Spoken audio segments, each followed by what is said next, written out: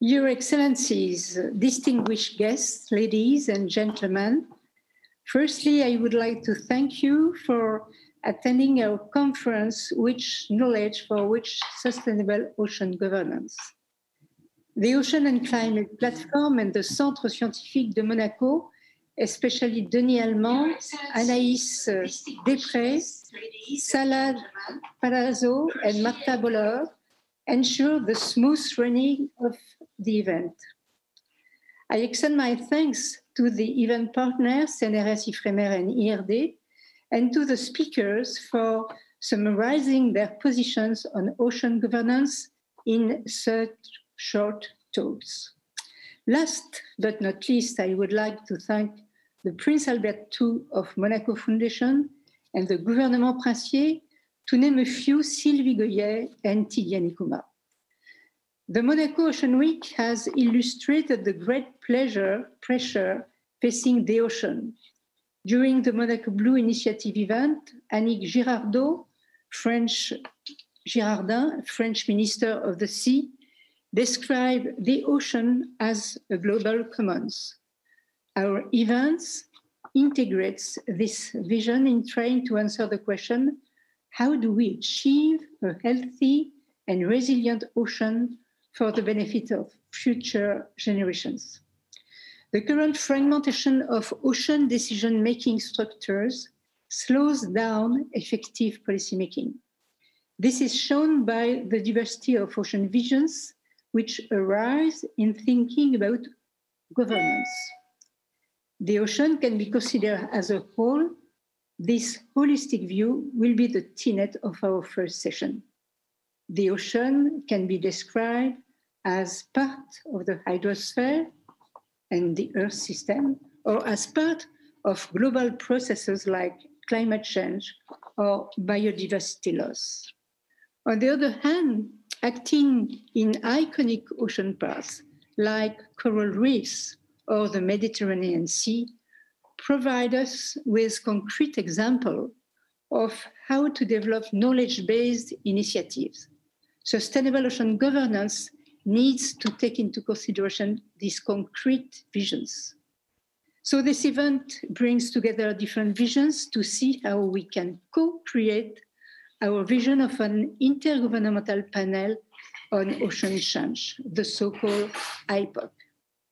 I would like to thank Rémi Pormatier and the OCP Scientific Committee and Joachim Claudet for building this vision with us. IPOC's main objective is to establish scientific expertise on global ocean change that goes beyond the World Ocean Assessment by designing future scenarios. We aim to contribute to the UN Decade of Ocean Science for Sustainable Development to generate traction from the concept of IPOC and finalize this vision. Time commitments of our conference have led to limitations, notably leaving out the local knowledge and the private sector. These gaps will be covered in the position paper we will ensue from this conference and might even allow us to organize another session soon. Why not? Without further ado, I present to you our first Ocean Vision and Governance session. We may not have time to answer questions during the event, but please do send them to the email on the final slide so that we can circulate them to the speaker. Floor to Pascal Lamy, who is hopefully with us today.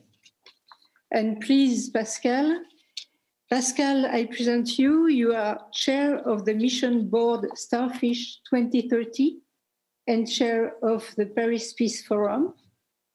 You have a lot of activities, but you are professor at the China-Europe International Business School in Shanghai and at H.S.H Paris also. And from 25 to 2013, you were serving for 2 terms as Director General of the World Trade Organization. So please, Pascal, it's to you. Thanks, Françoise, and I hope my sound works. Yes, picture works. That's the comparative advantage of the relative proximity, although Normandy is not that near Monaco, and the weather is probably here, it is where you are. So a very short word to start with about missions. I'm speaking to you today, and thanks for the invitation as chair of a mission board, which is about cleaning the European hydrosphere. Missions are a novelty, and they are part of the new Research and Innovation European program that is going to be deployed in the next 6 years and which is beginning this year. Missions are a very specific part of this European research program in that it is driven top-down and not bottom-up, as most of the program, which relies very much on the European Research Council, which is a traditional bottom-up initiative, researchers-driven process. Missions are the other way around. They are inspired by the Apollo mission, the moonshot in the 60s, and the idea is to start from a defined, ambitious, time-related target, objective, and then aligning a lot of public and private actions to get there. There are 5 missions which will be tested in this new European Research and Innovation Program, one on cancer, one on clean cities, one on climate adaptation, one on soils regeneration, and one on healthy oceans, waters, which we have called regenerating the EU hydrosphere by 2030. So this mission is driven by a board, which I have the privilege to chair, and which is surrounded by an assembly, board and assembly being composed of experts and stakeholders. And missions have all as a characteristic to try and accelerate a process that we believe is necessary as a European public good, to have a big dose of research and innovation to start this process, and also to increase public participation, because it is also part of an effort to give more legitimacy, more sustainability to research and innovation funding within the European Union. We can now move to the second slide, please, which is no news for most of you around this virtual session, which is simply recalling that the hydrosphere is a system, that the problems we have with the degradation of the hydrosphere are systemic problems.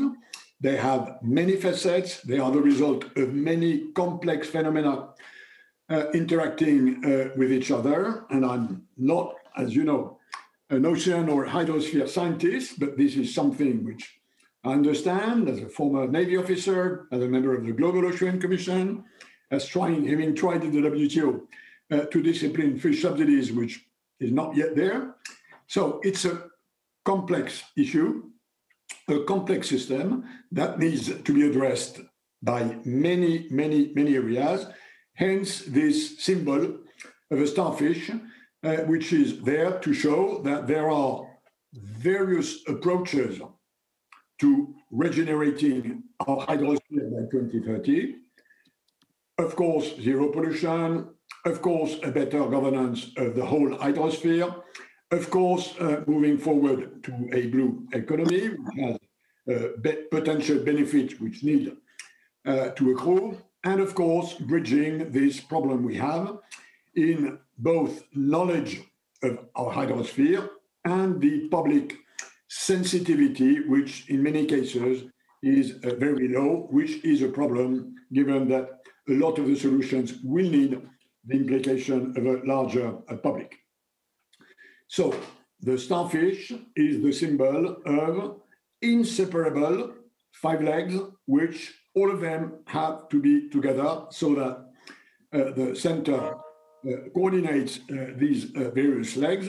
That's the principle of the Starfish mission. I will only insist now on the third slide, which is my last one, on the science and innovation side of this, which of course, as I said, missions are part of the Horizon Europe new research and innovation program.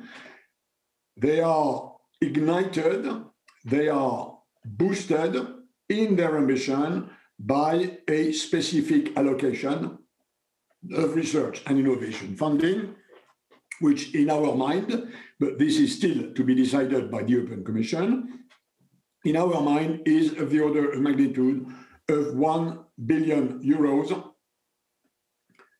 which is, if the 5 missions see the light of day, which we hope will be the case by mid-2021, would be overall 5 billion among the 80 or 90 billion of this program, whatever way you compute the numbers.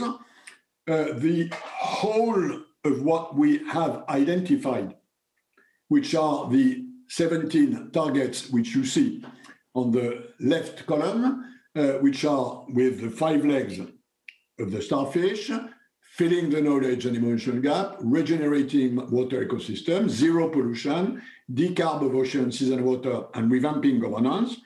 These 5 legs are into 17 actions, which themselves are into 28 very specific science posts from now on to 2025 and to 2030.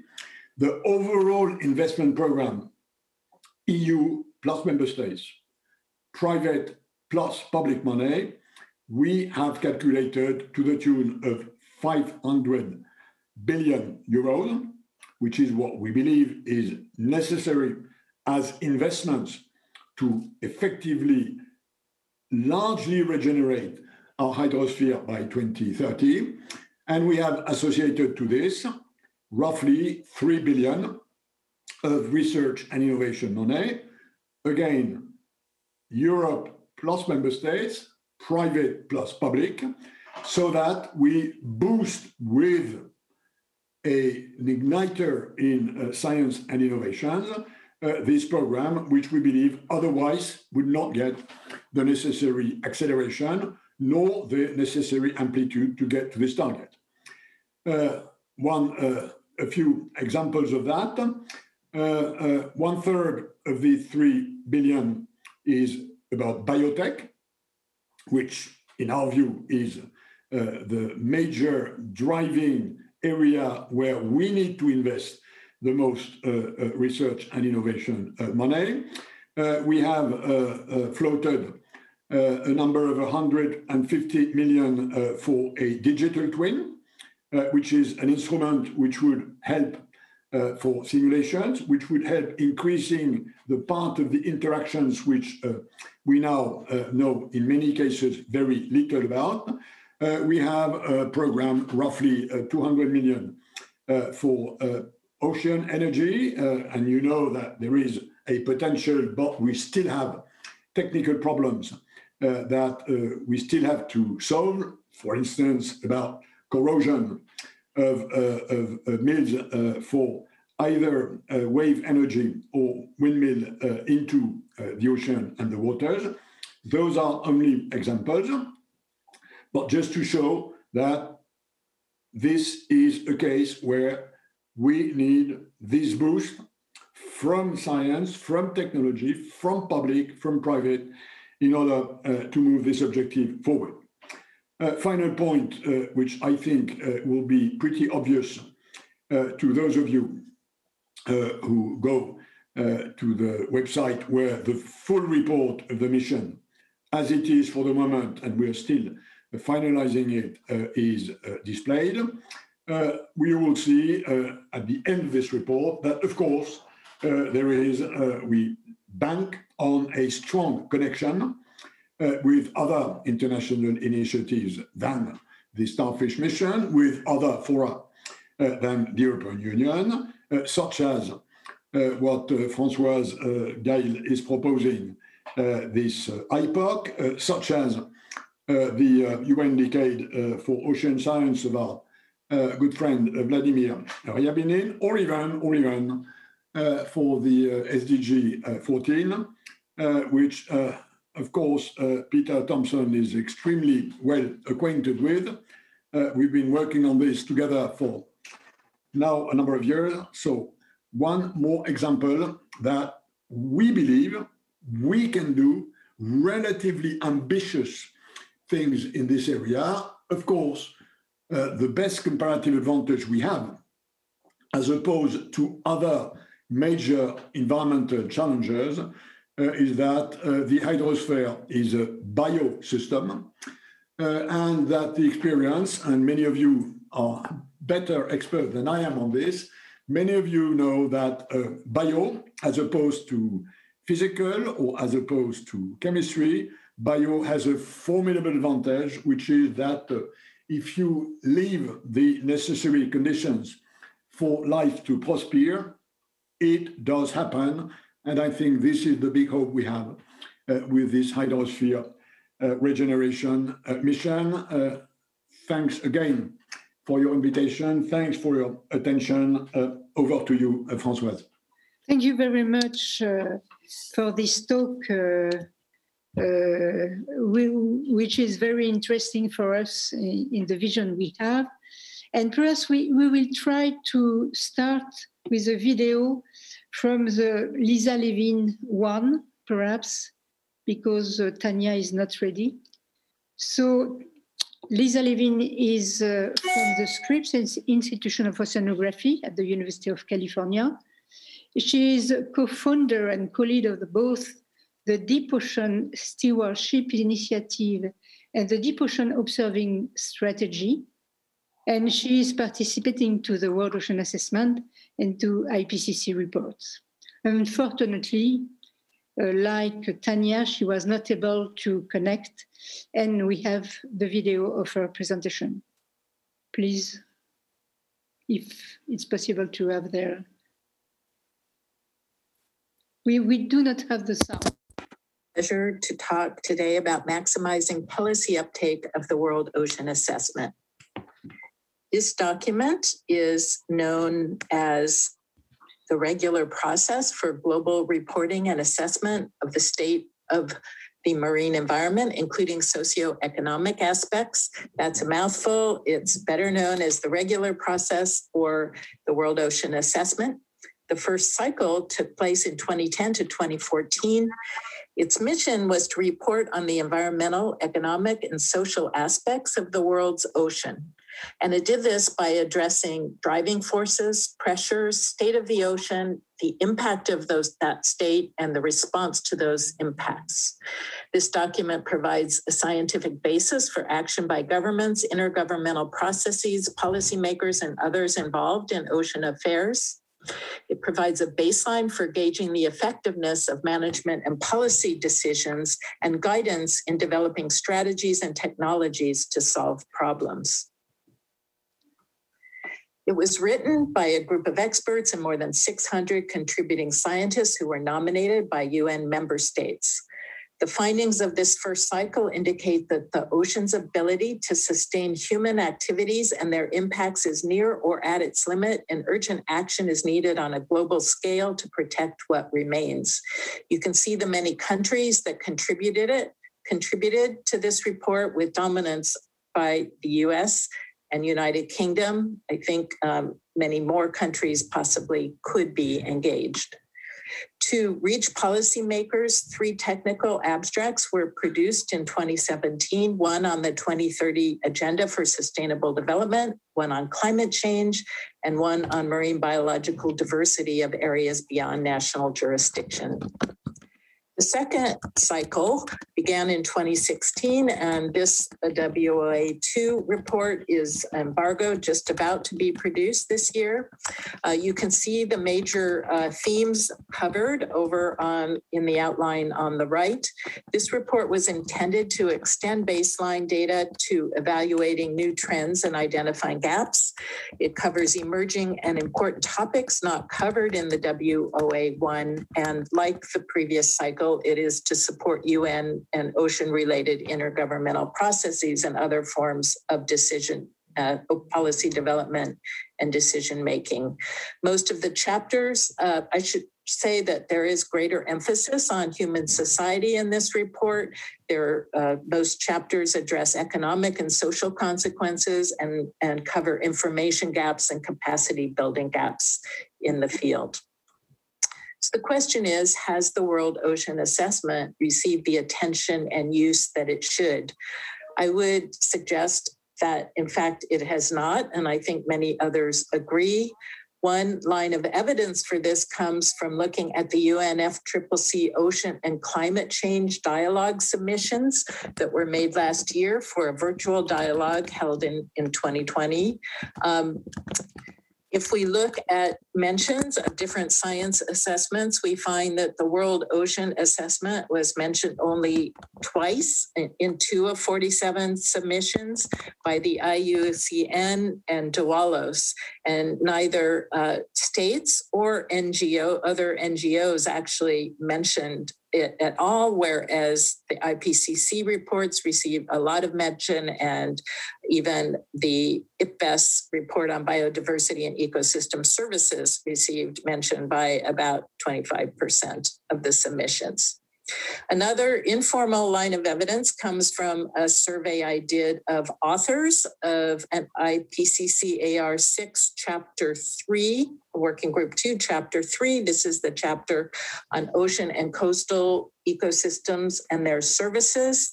These topics are covered extensively in WOA 1. But 9 of the 13 authors of this chapter were unfamiliar and never really heard of the World Ocean Assessment.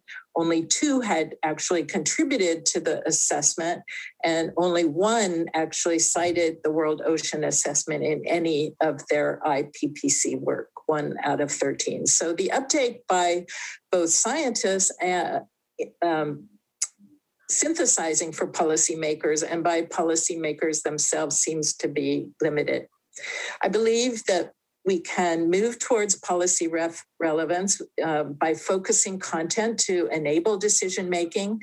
This might include scenario building in the arenas of population, climate, industry, health, or energy. Identifying indicators, thresholds, and tipping points could be helpful. One could consider incorporating risk assessment to convey urgency, as the burning embers diagrams do for the IPCC. It might be possible to incorporate uncertainty and confidence language in assessing drivers, pressures, impacts, and so on. And focusing more on solutions to threats and hazards in the form of mitigation and adaptation options could also be very useful for policymakers. There are a variety of different ways that one could enhance access and policy uptake of the WOA documents. Through advancing literacy, one could use the chapters to build capacity and develop teaching materials. It might be helpful to make each chapter available individually on the web. Another suggestion is to engage ministers and high-level policymakers in the process, the WOA cycle process, and to expand the review process to include external reviewers and more stakeholders. The WOA could engage in crossover activities, as the IPCC has begun to do. They could interact with GOOS, the Global Ocean Observing Strategy, and EOV panels, with the Ocean Health Index, with other ocean or UN assessments, with UN agencies, and with scientific networks. It might be possible to offer media training to the chapter authors for them to do more outreach, for example, with the UN delegations and agencies, and increased financial support for WOA would allow greater developing country participation. It could allow translation of the documents into multiple languages and more targeted policy briefs. And to conclude, and in aligned with this session theme, I'd like to suggest that perhaps the WOA could become phase one of an intergovernmental panel on climate change, which you'll be hearing more about. With that, I'd like to thank you for listening. Thank you very much, Lisa. And perhaps now we can come back to the Tanya video. Just to try if we have a good sound now. Thank you for Anaïs to try to do this presentation.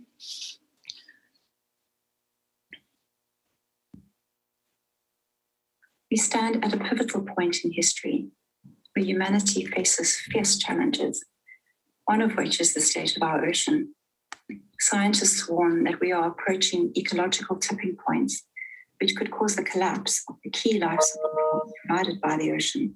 It is therefore critical that we rethink our relationship with the ocean. Fortunately, there's an extraordinary confluence of events which align to meet this moment. The UN Decade for Ocean Science, in conjunction with the final negotiations for the Biodiversity Beyond National Jurisdiction Agreement, under the Law of the Sea Convention, and the many other important international ocean, climate, and biodiversity meetings which are taking place this year, creates a unique opportunity for a fresh ocean narrative. Perhaps even more importantly, humanity is reaching social tipping points. There's a rising awareness that our destiny is interwoven with that of nature. We are ready for innovative, ambitious, and bold conversations. The starting point for the conversation is something that we all intuitively know. The ocean is a fundamental, unified whole. We live on a blue planet. The ocean cannot simply be considered as pieces of a spatial puzzle. It is an interconnected, complex, and dynamic social and ecological system with cycles of energy, climate regulation, marine living resources, and human activities, which move through all of it. The stability of the Earth system exists because of the ocean and the role it plays. In other words, the ocean needs to be viewed as a commons in much the same way as the atmosphere is.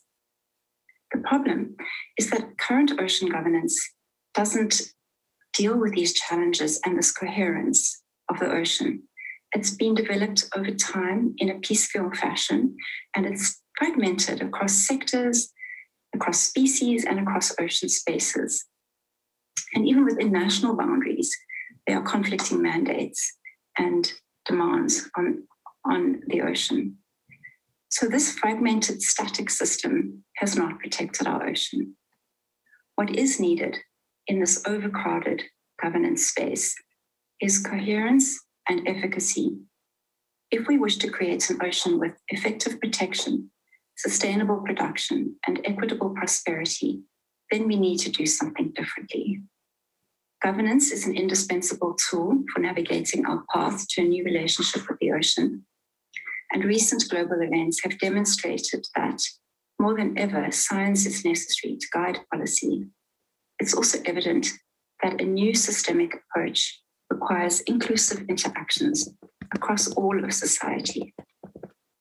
The question is, how do we best do this? A trusted form of globalization is undoubtedly required, but how do we shape an enabling environment? What are the institutional and social mechanisms that will create an effective policy, science, society interface that is legitimate and that reflects these realities?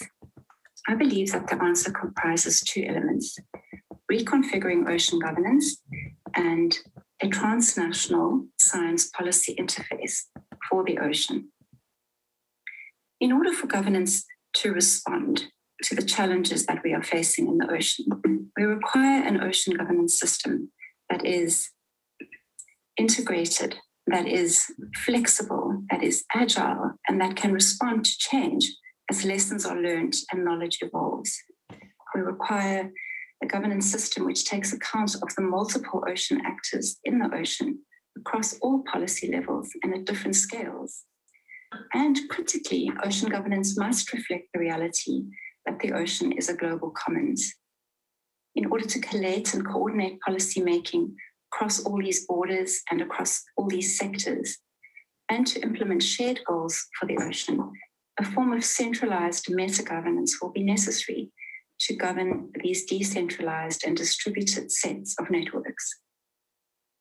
So we propose that a novel or a reimagined ocean agency would be responsible for developing best practices and establishing international guidelines for implementation, monitoring, and management of these ocean activities. It would provide a shared vision for the protection of the ocean commons.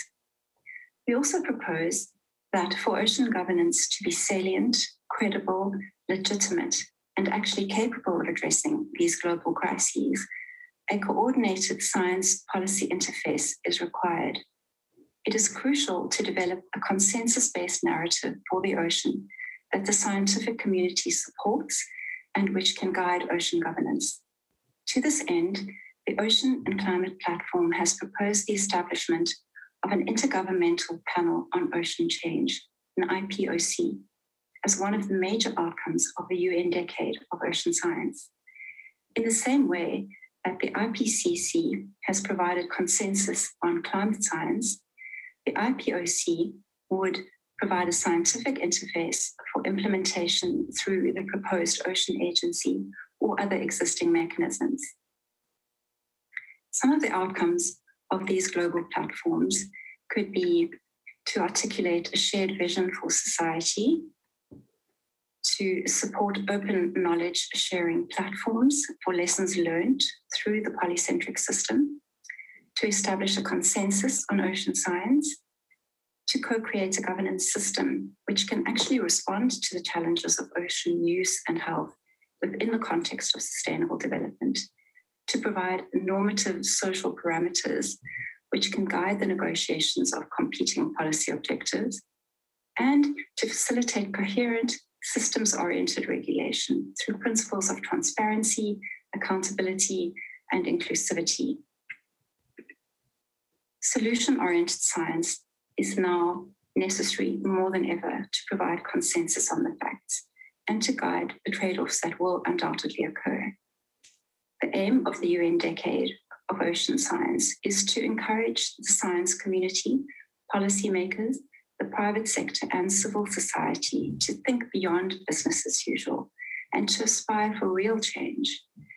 The complementary mechanisms of an integrated ocean agency and a global ocean scientific body would support and empower that change. This is undeniably the perfect time to redefine our relationship with the ocean. Thank you. Thank you very much, Tanya. I know that you can listen to our conference, so thank you very much for this video. Now I would like to introduce William Chung, Professor and Canada Research Chair in Ocean Sustainability and Global Change at the Institute for the Oceans and Fisheries, the University of British Columbia.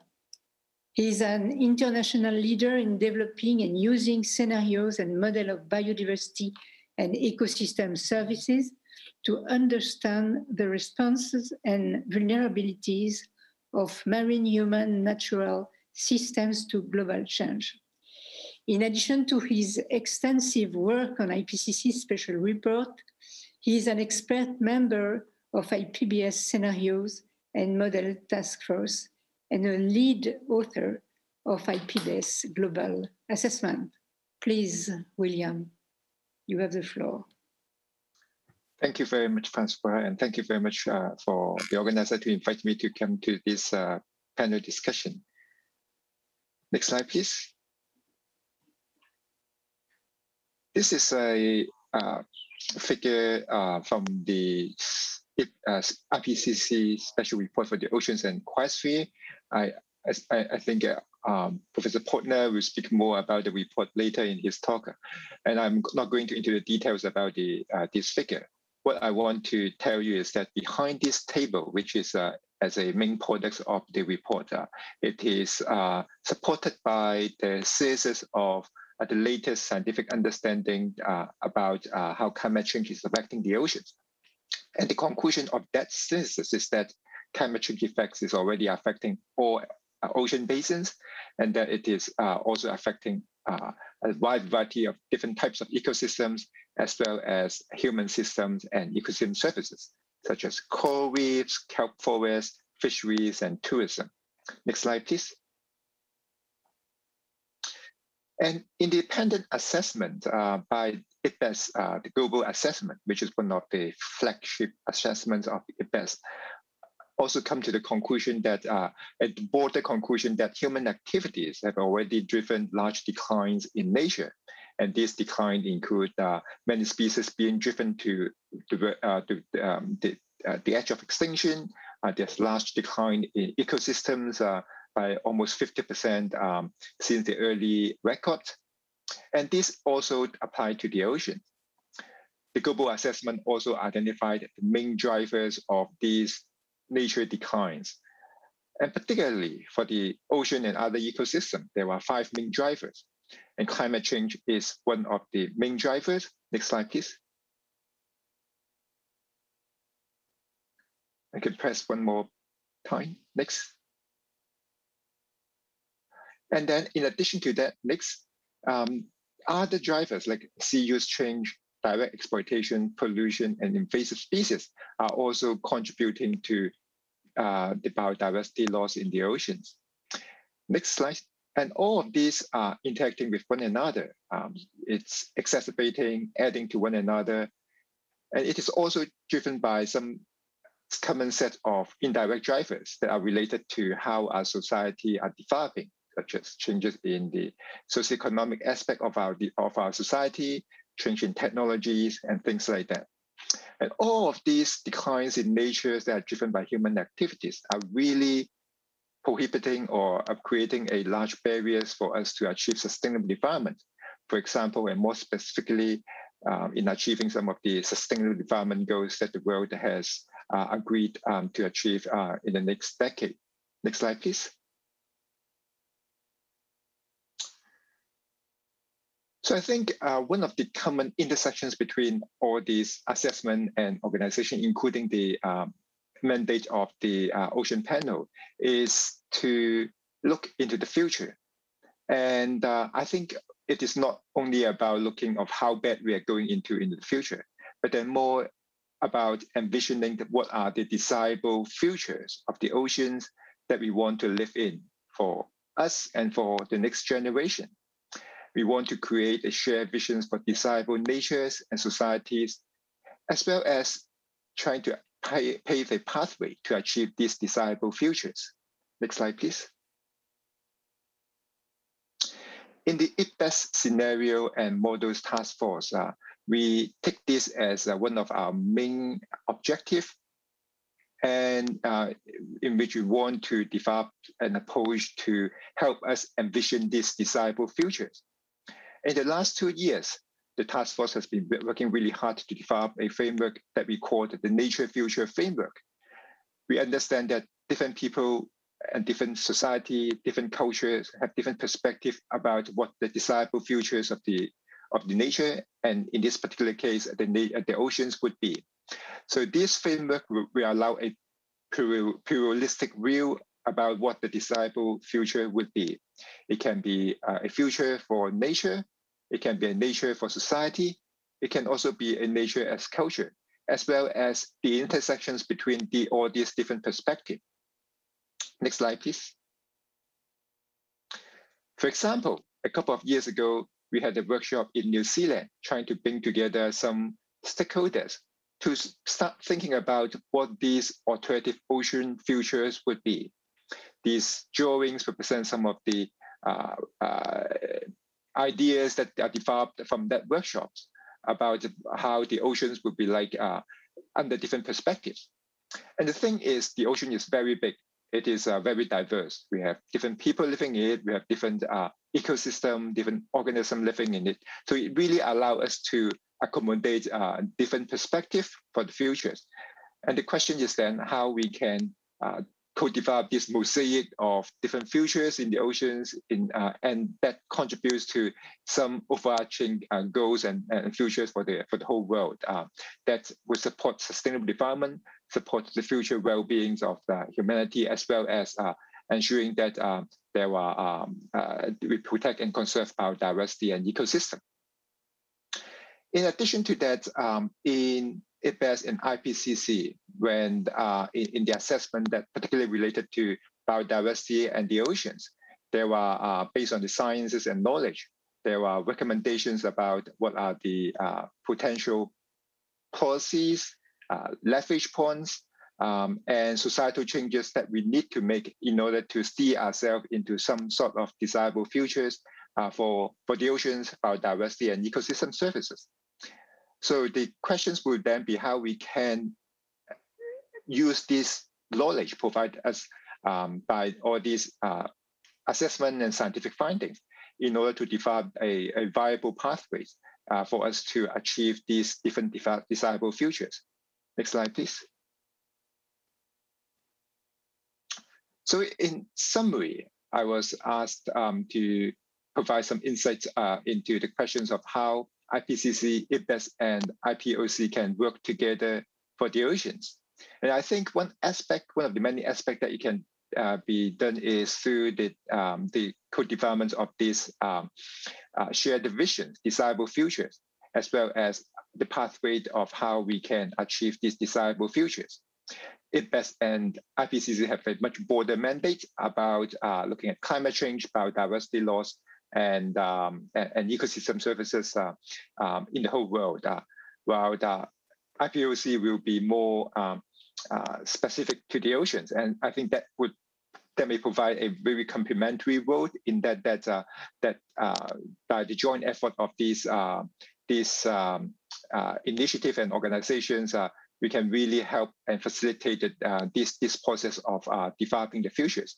And that perhaps the IPBES Nature Future Framework could be a useful way to start thinking about how to develop that desirable futures, as well as how to develop the shared visions.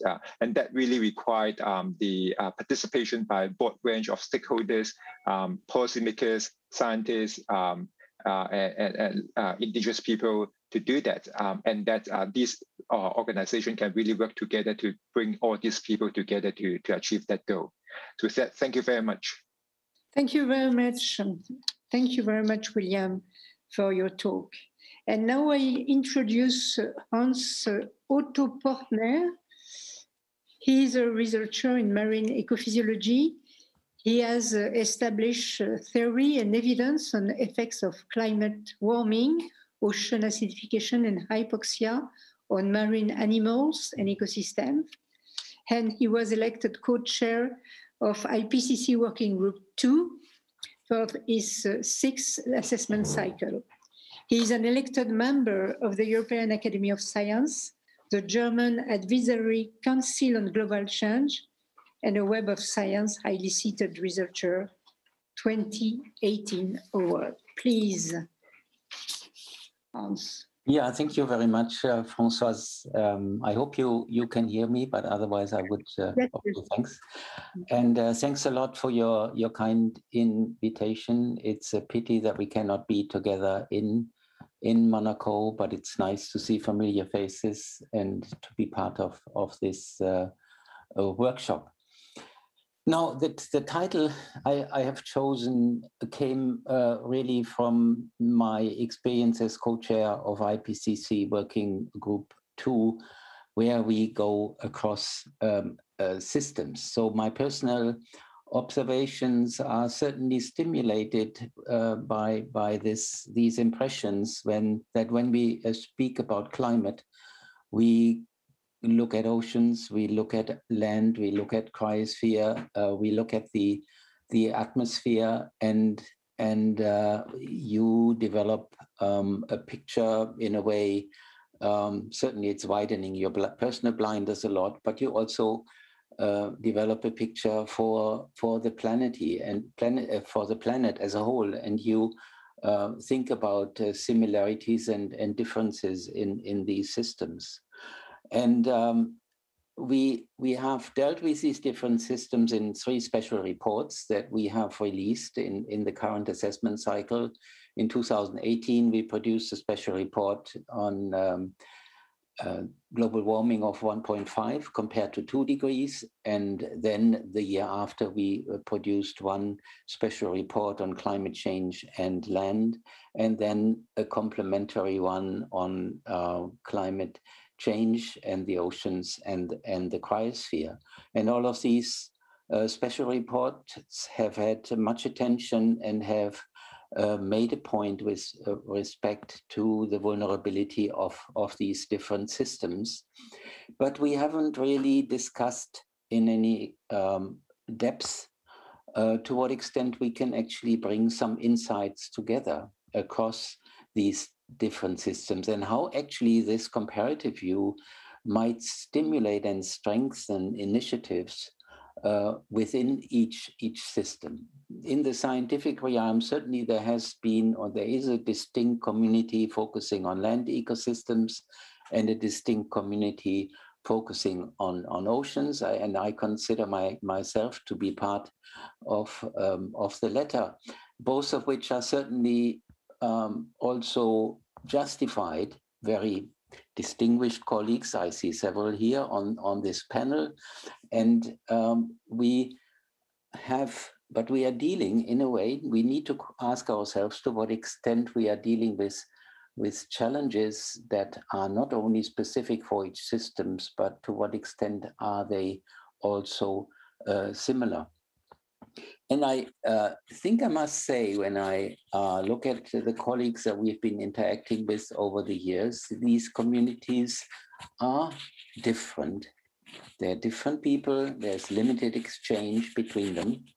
And I think IPCC and IPBES, as William has elaborated on, have already made progress in bridging across and opening our eyes for what is actually useful to consider. So the ocean community certainly has come a long way to be recognized in international policy, especially with respect to climate and biodiversity. And this has already paid off with current successes. For example, now increasingly being recognized in the UNFCCC in the climate convention. But even there, I saw this community as active as a bloc. Solidarity was needed, yes. But looking across system borders, I think is beneficial, because very clearly all of the assessment reports that have been published so far are telling us that we currently have 3 crises that are intertwined.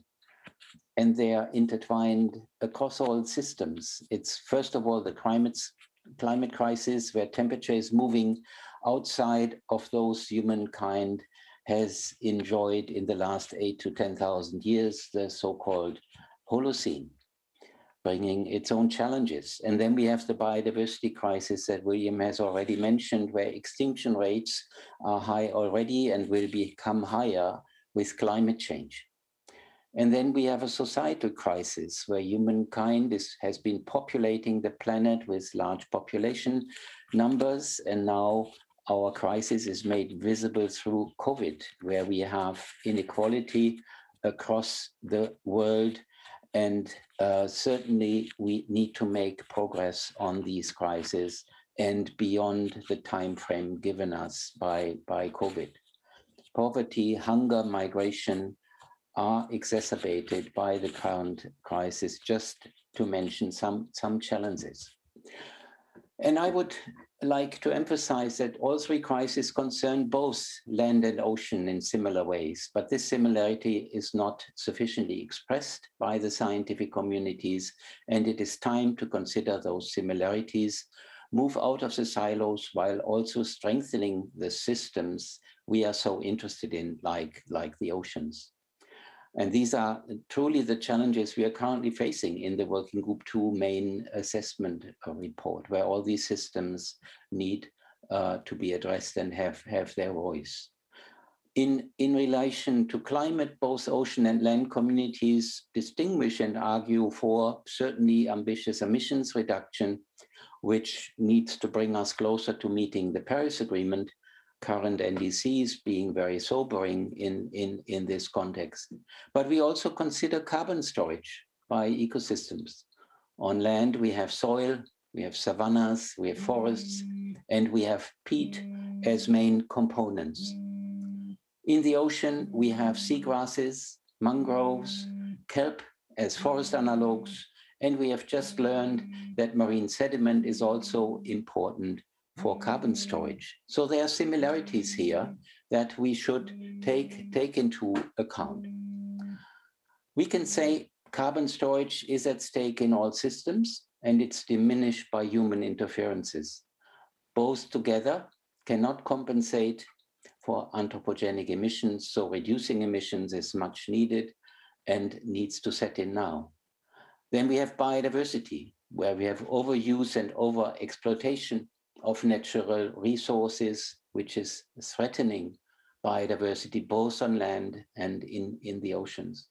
Both land and ocean are subject to unsustainable uses and exploitation. We have biogeographical shifts in both systems, which follow similar principles. Climate change being too fast, current climate change too fast to adapt to allow ecosystems and species to adapt. They are moving. New ecosystems are being formed due to the mixing of species. And this is certainly exacerbated on land by the transformation of land use. And it's unclear in the end how new ecosystems will look like and how they will function, maintain their services. We want to be conservative on both sides. And in both systems, we have climate-threatening biodiversity. On the other hand, society in its own silo is still following the paradigm of economic growth, maximizing profit, exploiting resources, and accumulating wealth. There's a threat of poverty exacerbated by the pandemic. Justice and equity are not being implemented. And as William has already indicated, more and more these international intergovernmental bodies move into a direction where they take these challenges on board together. And if there will be an intergovernmental panel on oceans, then this organization should also do this and join the effort. So the solution is supposed to be transformation of the many systems making up the planet towards sustainability. We need a stabilized climate, we need ecosystem management for self-sustaining biodiversity, and we need just transition to a sustainable future for humans, for biodiversity, and for a stabilized climate. That should be our high-level goals. And many of the solutions that all of these systems emphasize to be implemented are common. I mean, we certainly need to cut back on emissions more rapidly, setting aside protected areas. We can learn from each other about the principles to be implemented here, whether they are similar or different. We need to use natural resources sustainably, enhance carbon stores in all systems, establish governance systems, we've heard from Tanya, that function at an international level because of the large scales of interconnected issues. And we need to overcome any siloed thinking. And that is an encouragement, while we focus on ocean interests, that we look beyond borders and learn from the others and inform the others about the specific issues we are learning from in our own systems. So these issues need to be solved together very clearly. And the 1.5 report has already emphasized that reaching the sustainability goals of the United Nations is more likely at 1.5. So this is a plea to connect the communities better, because many of the policy goals are similar, but the level of mutual information and exchange is limited. This will strengthen each community in its own right by learning from each other. And we can learn about blue and green carbon conservation targets, as I said, mitigation targets. We can actually talk about which guardrails to follow in our global goals. And last not least, we can learn about the transformation of the functioning of societies which are dependent on the oceans and on land. Thank you very much. Thank you very much, Hans, for your talk. And then now I will introduce briefly Vladimir Ryabinin, because we have some problem of time. I will be shortly present Vladimir, who is Executive Secretary of the Intergovernmental Oceanographic Commission of UNESCO, and he is also Assistant Director General of UNESCO. Please, Vladimir, you have the floor. Thank you very much, Françoise. I need to apologize. I wanted actually to listen to all the talks here, but, I was supposed to give an award to one school that won a prize in ocean literacy. And excuse me, with I chose younger generation for the beginning of that talk, and only now switching to the substance of that meeting. And unfortunately, I missed some important statements that are very, very crucial for me in terms of organization on the work on the decade and the follow-up from the decade. But let's just discuss this probably in the future. So next slide, please. And this is actually the slide I was able to pick into certain talks, and I heard what Lisa Levin said about the role of the First World Ocean Assessment in the relation to the need to work on the ocean for sustainable development. So yes, that was indeed, I think, still a very important statement that the humankind is running out of time to start managing the ocean sustainably. And next slide, please. I would like to say that we really need to discuss how we can manage the ocean. And there are different ways. And, when we are discussing different, levels of readiness of science, I think in many of those domains, it is already possible to achieve progress. And we really need to move forward to support those ocean management domains, because science is ready to deliver there, despite it is not certainly true for all the domains. But the coastal zone management, adaptation, a lot can be done. We are embarking on maritime special planning in the world. This supports sustainable ocean economy. And many people spoke about BBNJ, the biodiversity beyond areas of national jurisdiction. And where we are definitely behind is a management domain for the ocean in relation to climate change, that would be mitigation and adaptation to climate change. So fisheries management, I think there are prospects there for very strong development. So also early warning systems, I think we have some progress there. So, we recognize that science needs to be mainstream, science needs to be developed in different areas. Next slide, please. And that was the motivation for RUC to propose to United Nations General Assembly, that was in 2017, the Decade of Ocean Science for Sustainable Development. You see in the middle of that slide, the title page of that decade. We had very hard negotiations. Then I think it was also during the time when Peter Thompson was the president of General Assembly. And then in 2020, after 3 years of very intensive work, and in 2017, the decade was proclaimed, we came up together with, I would say, hundreds of countries, hundreds and hundreds of organizations, thousands and thousands of people, with the implementation plan that was taken into account by the General Assembly on the last day of 2020. And now we have the decade running. Now we need to populate the decade with our plans with good scientific content. Next slide, please. So, this is a slide that shows to us what we would like to achieve in terms of outcomes of the decade.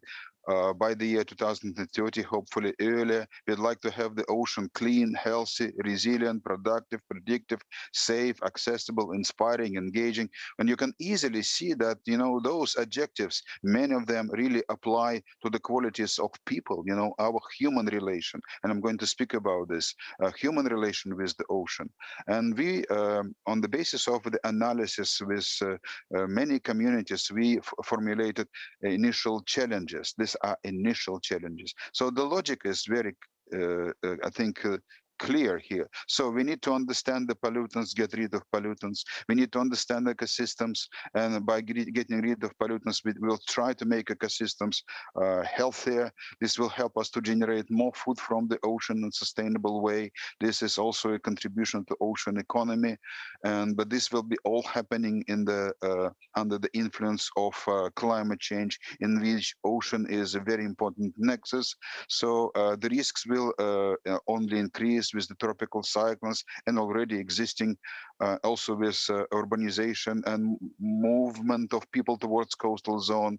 In order to address this, we need to have an observing system, and we have a system that is competent for the physical domain, but we need to embark on the ecological, biological, biogeochemical, social domain, and we need to present the ocean in digital way. We create so-called ocean ecosystem, a digital ecosystem, and we have to leave no one behind. That requires a very vibrant capacity development program. But this is all about behavior change. We need to change our behavior in the ocean. That's exactly why I made my priority to speak to younger people there. So next slide, please. So what are the perspectives with this approach? So we can achieve a lot. And you know what? This is what we learned from the high-level panel for sustainable ocean economy, in which IOC participated in the advisory board, in which 14 heads of state and government, through their Sherpas and through the science community, were analyzing what can be done. So they believe, and I tend to share their belief, that we can generate sustainably more food from the ocean, more energy, more money even, and we can use ocean, as Hans Otto was speaking, we can use the ocean to reduce the carbon gap, and this requires certain activities in the data, in bringing finance, in de-risking the investment, bringing in ocean accounting. And this takes me to the last slide of my little presentation. So last slide, please. And I would like to say that, look please at the graph on the right. This is a typical slide that shows how we understood the value chain of ocean science.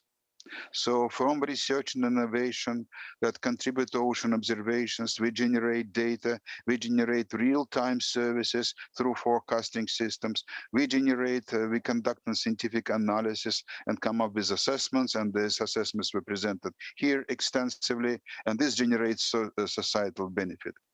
Ladies and gentlemen, this is a very naive scheme.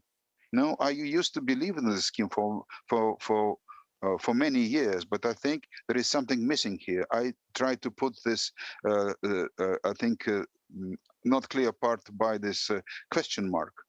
So in order to move from assessment to societal benefit, we need to achieve a lot. We need some social contract for ocean science. I suggest that we consider that contract. There was a contract already, unsigned contract for the climate science, that led to the Paris Agreement after the science of IPCC assessment was clear. But we need to develop the management concept for the ocean. We need to move into the domain of accounting and investment. Indeed, we need to be really not so bureaucratic, not so technocratic in the description of human relation with the ocean. So involving psychology, we need to communicate better. We need to make sure that we develop is attractive to people and is very honest in terms of equity and ethics. So science policy interface should be part of this contract. Ocean literacy and capacity development. So I urge you on the basis of what we're trying to develop in the decade, and now we're discussing programs of the decade, to start thinking about the social contract of ocean science. And I think we really need to make it mainstreamed so people would listen, governments would listen, so everyone comes on board and we change the paradigm, we turn the tide. So, and with that, we definitely need to contribute to ocean governance. The decade is not designed to improve the relations in the United Nations system. We were specifically told not to go into that direction, but we really can create conditions, because we can create something that will be transparent, that will be more authoritative in terms of how we know the ocean. And with that, we should be able to improve the situation in the ocean on the basis of that additional knowledge. So, and I think the way to this would be formulation of a social contract for ocean science. I thank you for your attention. Thank you very much, Vladimir. And thank you for all the speakers of this first session.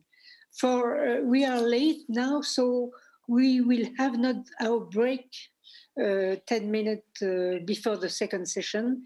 And right now, I just want to give the floor to Sylvie Goyer, who will be in charge of the second session from Global Visions to Actions. Thank you, Sylvie.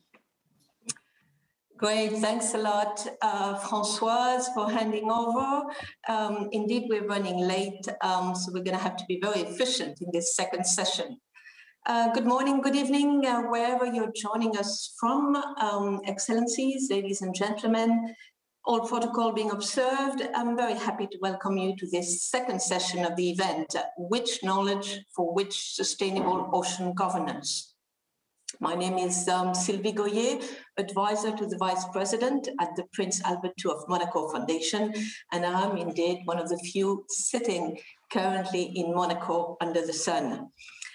Before we get started, allow me to mention a couple of points, also as a quick recap from the first session, in particular for those joining us now. Speakers have underscored uses of the ocean, not just beginning, energy, aquaculture, tourism, shipping, etc. You name it, these are developing very rapidly. And we heard also much this week at the Monaco Ocean Week of the formidable ways to better use and benefit from the services of the ocean while safeguarding species, spaces, and functioning, of course. New data and science is coming every day, and the speakers have mentioned it, whether feeding the work of the IPCC to establish the linkages between ocean and climate change, whether contributing to the work of IPBES to assess status of marine biodiversity and ecosystems, as was pointed out by William, or feeding the need of the industry, of the various regional, international, or sectoral conventions. There's so much out there, but often addressing a particular request, a particular point of view. I thus see two elements for us to grapple with, and that have been raised by the experts before me. First, how do we bring together these various scientific elements to ensure that we capture the whole, the synergies and the cumulative impacts upon the ocean, and research the gaps? And if I may paraphrase Ambassador Peter Thompson at his closing address of the Because the Ocean event earlier this week, and I hope you're not going to say the same in a few minutes, Peter, but you said we need to say goodbye to silos. Now, how do we do this in the scientific world? How do we move from the fragmented ocean science, as suggested by Tanya earlier? And how do we focus on systems, as referred by Hans? Second, how do we put in place the right framework for these growing needs and put it fast? For the economy, businesses and solutions are popping up everywhere. We have to put in place adequate legislation, integrated impact assessment, policies, etc. And for this, we need a solid body of integrated science to guide the legislators and decision makers for these new developments. I trust that the experts in this session will start addressing these issues. We have an impressive lineup of speakers for this session, and I'm very honored to welcome all of them to share their views. May I remind all of you of the time constraint And please invite all of the speakers to stay within the allotted 5 minutes out of courtesy for the other speakers. And apologies in advance, I'll be strict with time and I will intervene in case I have to. That said, let me start with Julien Rochette, who is online. Thank you, Julien, for joining us. Dr. Rochette heads the Ocean Program at IDRI, the Institute for Sustainable Development and International Relations, a Paris-based think tank. A lawyer by training, he provides legal and technical assistance to international, regional, and national organizations, particularly in the fields of ocean governance, law of the sea, and international marine environmental law. He's authored and co-authored numerous articles on ocean governance. He's a member of several expert groups, including the French Facility for the Global Environment, and teaches regularly at Sciences Po Paris and other universities. Julien, pleasure to have you. You have the floor. Thank you very much, Sylvie, and good afternoon, everyone. Thank you very much for your invitation. So I've been asked to start to reply to the following question: a fragmented ocean governance framework, a problem or an opportunity? I'm sure that we can spend together many evenings in front of the fireplace to discuss this issue, but we are running late and I only have 5 minutes, so I will go to the point and give you my personal point of view. First of all, it's unquestionable that the current ocean governance framework is currently fragmented between hundreds of global and regional agreements dedicated to the conservation and sustainable use of the ocean, fragmented also between several intergovernmental organizations such as FAO, IMO, UNEP, etc., that have a mandate on the marine environment, and fragmented also because marine issues, and this is a good news, are more and more integrated into other regimes, such as climate change or biodiversity frameworks. And this fragmentation actually is a result of the 20th century ocean policy development. Let's be honest, the ocean governance framework has not been designed for optimization. It's just the result of the multiplication of ocean-related instruments and organizations which accelerated from the 70s. And these agreements and organizations are each made to fill in a governance gaps, which means that each organization has its own purpose and its raison d'être. And of course, many frameworks should be strengthened, but that cannot give you an example of an agreement or an organization that is fully useless and should be eliminated. And this leads to my third point. I think that fully simplifying the system is definitely a pipe dream. It's for me unrealistic to strive for the unification of the system. I know that some people dream of a single global overarching organization that will have a full mandate on ocean governance.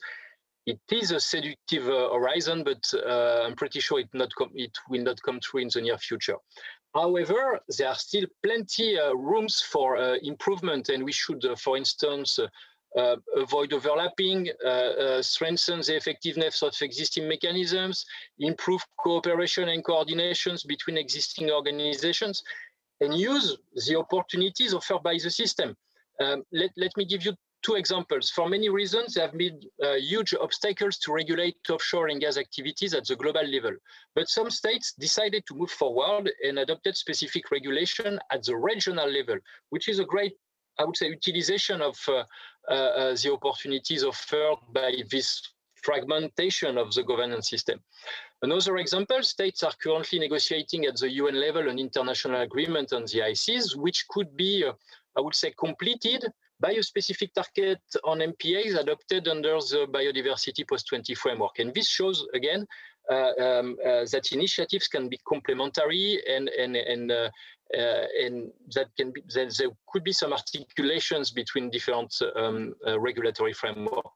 So my final point will be that we have to accept this complexity and learn to navigate through it. These coming 2 years, hopefully we will have a global agreement on the ICs, a biodiversity post-2020 framework, an agreement on fisheries pollution, possibly the launch of the negotiations for a treaty on plastic pollution, and certainly plenty of other initiatives at the global and regional level. Of course, this initiative must be well articulated with existing agreements and organizations, but should we blame these processes and say that they will contribute to the fragmentation of the ocean's governance? I personally don't think so. So here are my 2 cents on this question of fragmentation, and I thank you very much for your attention. Great, thanks a lot, Julien. Thanks for highlighting those practical examples. Oil and gas, MPAs are very useful and on ocean governance. Let me now move to more science aspects, and I'm very pleased to hand the floor to Dr. Alain Schul. Alain Schul is Deputy CEO for Research at CNRS and Professor at the University of Grenoble. Holder of a PhD in physical sciences from the École Normale Supérieure in Paris. He specialized in the magnetic properties of matter. I hope I got that right. First at Thales, then as a teacher researcher in Nancy and then Grenoble. Alain directed the Spinter Lab from 2007 to 2010, the Niel Institute in Grenoble, 2011 to 2014, and the CNRS Physics Institute from 2015 to 2018. Wow. Alain, the floor is yours. Thank you very much for your invitation. I will try to be short. Today, oceanic research involves interdisciplinary and integrated approach to deal with a complex object that is the ocean. We have to observe it as a super socio-ecosystem in which physics, chemistry and biology are neighbors to and co-workers with human science. It is a strength of the CNRS to bring together all these disciplines to improve our ocean knowledge. Just because we have a lot to learn on ocean, which is inherently complex and requires measurement, monitoring, modelization, and experimental studies, just because we have to elucidate the regulation of ecological process, just because the mystery of the ocean has yet to be unraveled, we have to support fundamental research, which alone can bring us the solution for a sustainable and durable ocean. There is still need to improve our understanding on ocean dynamics in all its components, including the interfaces with the lithosphere and the atmosphere. There is still need to increase our knowledge of the composition and functioning of the marine and coastal ecosystem and socio-ecosystem, with a view to characterize the potential and limits of adaptation to the effect of multiple stresses. There is still need to develop science-society interfaces, in particular to support the adaptation of societies to ocean changes. With our partner, Ifremer, and the major French university, we at CNRS will strive to raise awareness among marine users, decision makers, and general public about the importance of ocean health, marine biodiversity, and potential threats. The health of the ocean is declining due to an increased footprint of human use and climate change. We all know that. Beyond the necessary action to the protection of the ocean, CNRS, the biggest European research organism, will remain fully involved to develop basic research on the functioning of the ocean in order to find solutions for the survey of the ocean resources and their perception, for the characterization and diagnostic of the marine ecosystem, and for global and integrated modeling of marine ecosystem and their evolution. I thank you for your attention. Great. Thanks a lot, Dr. Schul, for also keeping on time. I've noted the eloquent call for ocean science and the commitment of CNRS to that regard to unravel, quote, the mystery of the ocean. Thanks a lot, Alain. We're going deeper now, if I may say, and we're moving to the deep sea. I have the pleasure of introducing François Houllier. François is president and CEO of Ifremer, graduating from the École Polytechnique and the École Nationale du Génie Rural des Eaux et des Forêts, ENGREF. Dr. Houllier specializes in ecology and plant biology modeling and in resource assessment. Earlier in his career, he was director of the French Institute of Pondichéry in India. In 1998, he joined INRA, French Institute for Agricultural Research, of which he became the president and CEO from 2012 to 2016. He was president also of the University Sorbonne Paris-Cité. Dr. Ollier, you have the floor. Thank you. Due to the limited time, rather than arguing about the need for IPOC, or than considering the manifold dimensions of ocean science and knowledge, and rather than insisting on necessary interaction between society and the scientific community, or than advocating for a systemic view, which is indeed badly needed, I chose to focus on existing governance setups and on deep sea environments. So next slide, please.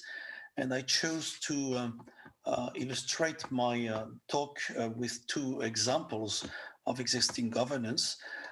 One is the extension of a continental shelf through a UN commission, and the other, it's about what the International Seabed Authority is doing. So I chose these two examples, which we'll discover on the next slide, because they are very contrasted in terms of governance and in terms of related needs for knowledge. If you consider the UN Commission on the Limits of the Continental Shelf, which has been existing for some time now, the stakes in these issues are to extend the sovereignty of the continental shelf beyond the 200 nautical miles. This is a very well-defined process in terms of international governance that requires well-defined knowledge, this knowledge being very descriptive, which could be termed as very applied research if it's still research, but this knowledge is deeply needed. Then beyond the extension, there is a need for complementary knowledge if you want to use these areas, and the type of knowledge that will be needed will very much depend on the intent and purpose of the extension. Is it for pure sovereignty? Is it for seafloor biodiversity conservation? Or is it for the exploitation of seabed natural resources? If I now look to the International Seabed Authority, the stakes and issues are slightly different. It's to organize, regulate, and control all mineral-related activities in the international seabed area. Considering that these resources may be critical for energy transition or ecological transition in the future. This governance is quite well established. It's been existing for now several years. And the role of the governance is to elaborate rules about exploration processes, data sharing, mitigation of impacts of the exploitation, if it happens that exploitation happens one day, protection on a zonal basis, sharing the benefits. It's also to supervise the implementation of these rules and to allocate and supervise exploration contracts. And indeed, there are at the present day 30 of such exploration contracts that do exist in the world in different types of areas and for different types of resources. The thing which is interesting is that we are dealing here with an object that is at the frontier of scientific knowledge. And the knowledge that is needed is both quite descriptive, exploration and mapping of natural resources and ecosystems, but which is also very basic, very fundamental. We have to discover and decipher processes, be they geological, chemical, biological, or ecological processes. The knowledge that is also needed for this governance is more technological. We need to develop some tools. We need to have pilot studies. We also need to predict the potential impacts of this potential exploitation on ecosystems and their resilience. I would like to add to finish that beside being a frontier of knowledge, beside needing technological developments and applied research, we also need for this type of environment, we need economics, we need international public law, we need political sciences, for example, for assessing and sharing the benefits of the potential exploitation, if at one point there is such exploitation, or for assessing the associated environmental externalities. There is probably also for the scientific community a need for an ethical reflection. I would like to cite Axel Kahn, who is the chairman of our ethics committee at Ifremer, an ethics committee that we share with other research organizations in France. And in one of the questions we are asking to this ethics committee is which scientific investigation and which knowledge for virgin and unknown ecosystems, because here we are speaking of ecosystems that are still unknown. and that are the crossroads of human needs on the side, of natural resources that we could exploit or harvest at one point of time, if needed and if reasonable, and of biosphere preservation that is badly needed for such very fragile and unknown environments. Thank you for your attention. Great. Thanks a lot, Francois, and appreciate you bringing up the issue of ethics. Thanks for the focus on this examples of contrasted governance, and the example was particularly relevant. I'm very pleased now to move to, okay, thought there was an issue with the slides. Let us hear now Dr. Philippe Charvis, and I'm very pleased to welcome him. Philippe is Deputy Director for Science at IRD, Institut de Recherche et Développement. As a marine geophysicist, he's worked on seismic risk in the coastal areas of the Andean, in Ecuador and Colombia, in the Mediterranean, and in the Lesser Antilles. He was director of the UMR GeoAzur in Nice, Vice President of the Scientific Council of the Observatoire de la Côte d'Azur, President of the section Earth and Telluric Planets of the National Committee for Scientific Research, and Director of the DISCO Department, Internal and Surface Dynamics of Continents at the IRD. Dr. Charvis, you have the floor. Thank you. Thank you, Sylvie. In order to sustainably manage ocean resources, IRD studies the impact of physical and ecological changes of the ocean on the populations of the tropical zone, according mainly to three axes: the role of the tropical ocean in the current dynamics of the Earth's climate, the evolution of marine ecosystems and their exploitation in a context of global change, and the impact of man on the marine environment and their consequences. In particular, we are involved in the development of marine ecosystems management in order to reconcile conservation and exploitation of marine resources, to balance human well-being and ocean health, and to ensure the sustainability of ocean services provided to society. Next slide. Of course, SDG 14 specifically concerns the ocean and marine resources, but in fact, these issues are at the intersection of many SDGs. For example, SDG 2 concerning food security, SDG 7 about clean energy, or SDG 8 about sustainable economic growth, but also climate change, etc. Next slide. In order to illustrate this ecosystemic approach, I will present you an example. The collection of shellfish by women in the Sine Saloum estuary in Senegal. This activity has been carried out by women for more than 2,000 years and is fundamental to coastal communities, providing food, family income, and promoting gender equality. But it's a vulnerable activity subject to many challenges: evolution of practices, overexploitation, climate change, pollution, and many others. In the early 2000s, the Women and Shellfish Project developed biological knowledge about shellfish and carried out participatory actions with the women fishing communities. Processing centers were built in several villages, and women communities were organized locally to allow the implementation of management for the fishing activity.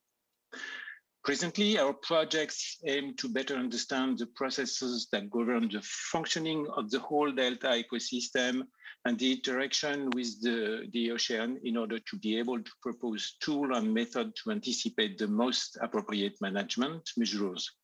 Indeed, the pressure remains strong, and some of them, such as the ocean acidification, pollution, or coastal erosion, are likely to increase in the future.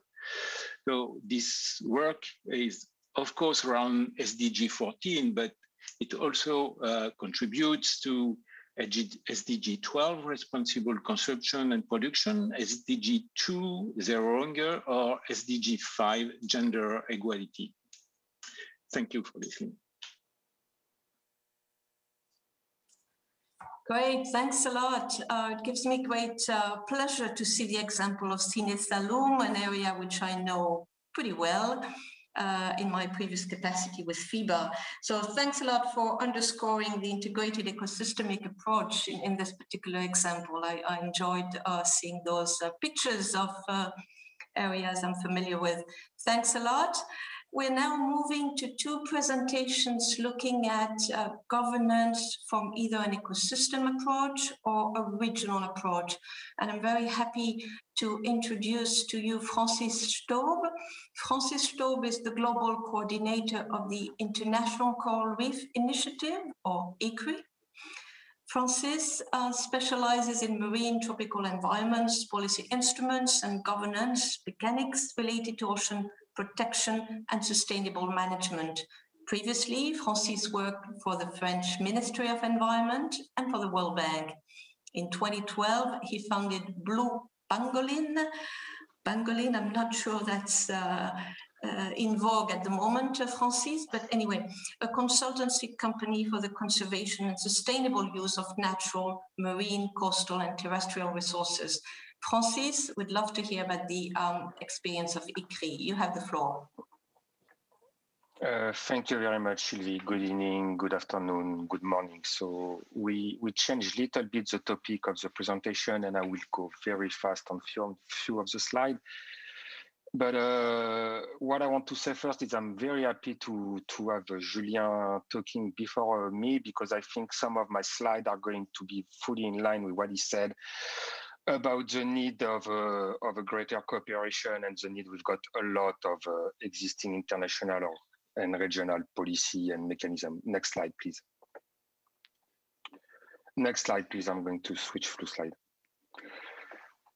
So a lot of the slides below are going to be based on a study that was realized by ICRI and UNEP back in 2019 to respond to the UNEA resolution on sustainable coral reef management.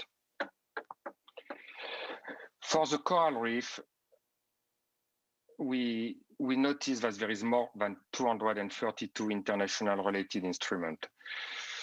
We also noted that there is more than 591 voluntary commitments, and most of them are not really implemented so far.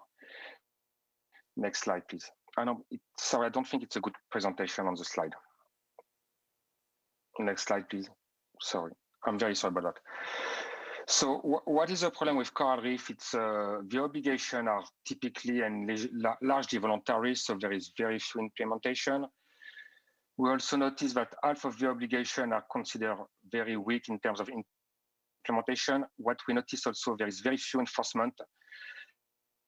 And also what is very important, there is very, very few financial mechanisms to help to fund this implementation of mechanism. And in the case of coral reef, this is an important problem because most of the coral reef are located within less developed countries. So even if the legislation framework is there, we don't have like the possibility to implement them.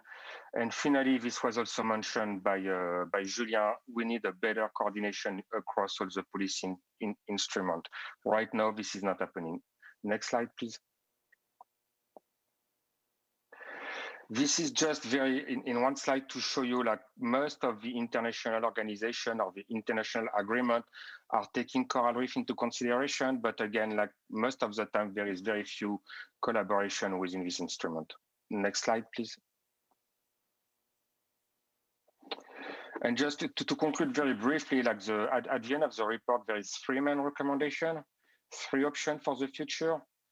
One is we maintain the current international reef-related policy framework as designed, but we focus on trying to accelerate implementation at national level, which will mean like more funding, especially for less developed countries.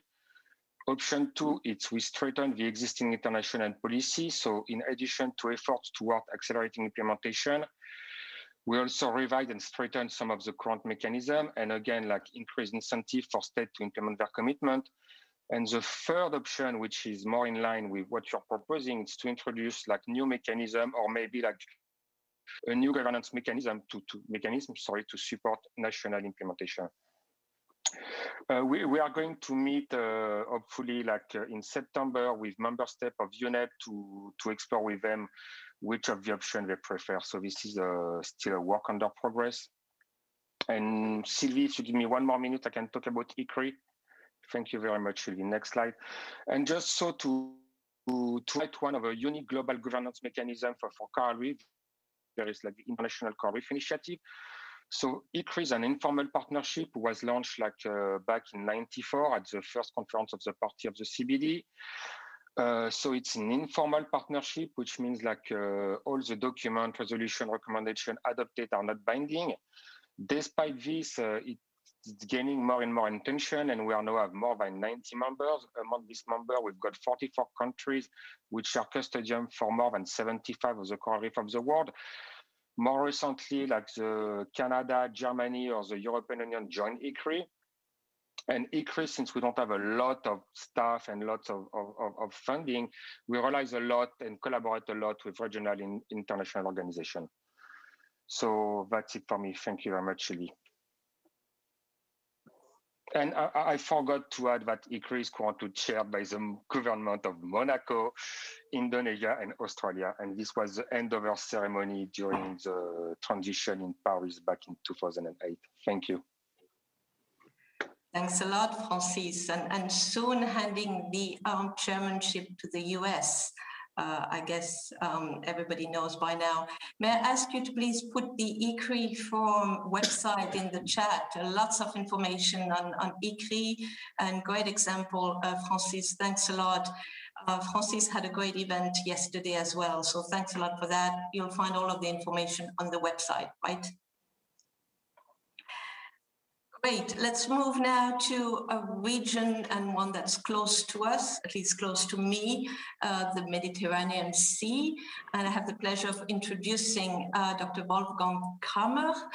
Professor Wolfgang Kramer is coordinator of the Mediterranean Experts on Climate and Environmental Change, MEDEC. He's an environmental geographer and global ecologist and research director at CNRS at the Mediterranean Institute for Biodiversity and Ecology, INBE. His research has resulted in the first region-specific and comprehensive ecosystem service assessment across Europe. He's played an extensive role in IPCC reports, notably as lead author in the 6th assessment report. Professor Kramer, you have the floor. Thank you. Can you hear me? Is the sound okay? Yes, very good. Thank you very much. Yes, thank you for giving me this opportunity. Can I have the first slide? Which, oh yes, they are kind of a little redesigned there. That's okay. I hope they all work. This is to speak about MEDEC, which was founded in 2015 and has about 700 I like to say scientists who want to contribute to some degree from 35 countries, so not only from the Mediterranean. 190 of them are active report authors. In the last few months, we published our first scientific assessment of the risks associated with climate and environmental change in the Mediterranean basin. We refer to that as the MAR1. And the goal is beyond that, and that's why it fits this theme on governance today, to help establish a regional science policy interface on climate and environmental change in the Mediterranean. We're currently supported by 3 major policy-oriented bodies. That's the Plan Bleu, it's the Mediterranean Action Plan of UNEP, and also the Union for the Mediterranean, plus other sponsors, including the Principauté de Monaco. Next slide. So our report looks like this. It has about 600 pages and is very much organized, inspired by IPCC and IPBES. I don't have the time today to go through the individual chapters, but I want to go directly to the key messages on the next slide. Can we have the next slide? They are not surprising to you, but we have worked hard for providing scientific substance throughout the report to make them as convincing and reproducible as possible. Virtually all subregions of the Mediterranean basin on land and in the sea are impacted by recent anthropogenic changes in the environment, that is climate, and also other drivers such as pollution, unsustainable land and sea use, and the impacts of alien invasive species. In most areas, both natural ecosystems and human livelihoods are affected severely and will be more so in the coming decades, particularly if we do not manage to fulfill the commitments of the Paris Agreement, which means if global warming exceeds 1.5 to 2 degrees above pre-industrial. And of course, as you know, everything looks like that. And if we translate this into pollution or land and sea use figures, we see similar trends, unfortunately. They are unabated or hardly abated and continue in the future. So all projections show that we need significantly enhanced efforts for mitigation and adaptation in the region for these processes. If we can have the next slide, I focus a little bit more on the risk assessment. Again, there's no surprise for you there, but we think it's important to provide more scientific substance to that. Among the impacted systems in the entire basin is really the entire marine ecosystem, not just due to warming, but also due to acidification, overfishing, pollution, invasive species. It includes also the entire coastline. Sea level rise is one of the issues that are mostly underestimated in the past. We believe it's a much more significant issue for the coming decades and also for the longer term, which is important to bear in mind. Water limited land ecosystems, and most land ecosystems are water limited, including agriculture and forested, are impacted due to water shortage, but also salinization in coastal areas, and urban systems from heat waves, from air pollution, from just unsustainable growth, particularly in the south. So if we look at that through the lens of a socioeconomic risk analysis, then it is the agricultural sector which is obviously at risk, because one of its most important resources, already sparse today and already particularly sparse in the south, is being reduced. Fisheries are at risk from unsustainable management. We've heard about that before, but also from warming and acidification. Coastal infrastructure, both technical and tourism-related infrastructure, and also cultural heritage are at risk from sea level rise. And Venice is just the iconic case of that. There are many more Venices, if you will, around the Mediterranean that are at risk in a similar way. And the tourism sector at large, which is often considered to be one of the most important socioeconomic sources of income, again, particularly in the south, is at risk from both warming and from coastal change. Now, if we talk, next slide, if we talk about governance most specifically, then first want to underline that in our report, we have presented a summary for policymakers, which we discussed pretty much like IPCC and IPBES do, with focal points from governments from around the Mediterranean. And we've been pleased to have, first of all, a constructive discussion of it, and then a significant recommendation of endorsement. That real endorsement will have to come from governments on later opportunities. And we are a little bit worried about that, particularly for the European Union, which is sort of muttering about the fact that they may actually not endorse the report without ever saying why that could be. What we noticed from all these exchanges with governing bodies is that there's a large interest in adaptation, both from countries who need support for adaptation, but also from donor countries.